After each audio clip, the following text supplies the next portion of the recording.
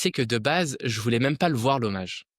Je voulais même pas le regarder parce qu'en fait et ça c'est un truc que voilà, je voulais te le dire et même je vais le dire aux auditeurs. Alors je sais pas si les autres fans de Nadal peut-être pensent comme moi. En fait, Nadal, c'est 20 ans de notre vie. C'est 20 ans d'émotion d'une intensité incroyable. C'est-à-dire que pendant 20 ans, on a vibré, on a regardé les matchs. Moi, je me suis réveillé la nuit pour regarder les matchs de Nadal à l'US Open. On s'est réveillé le matin pour avoir les matchs, à l'Open d'Australie, on se réveillait aux aurores. Donc c'est 20 ans et en fait, c'est des émotions d'une intensité. C'est-à-dire que les victoires comme la défaite nous ont procuré mais une intensité folle.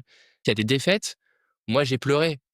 Il y a des victoires où j'ai pleuré et le fait d'avoir cette cérémonie et ben, je me disais: «Et ça va me toucher».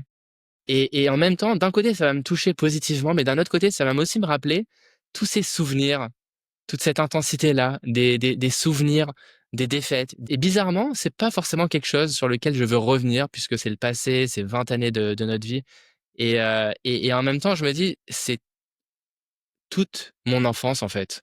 C'est-à-dire que de 10 ans à 30 ans et ça et Rafa a parcouru toute ma vie, toute mon enfance, mon adolescence, mon début de vie adulte et le voir aujourd'hui père, voir son fils pendant l'hommage, ça m'a aussi permis de finalement, après toutes ces années, de me mettre en quelque sorte sur un même piédestal en père de famille et de comprendre OK, c'est tu t'es identifié à lui.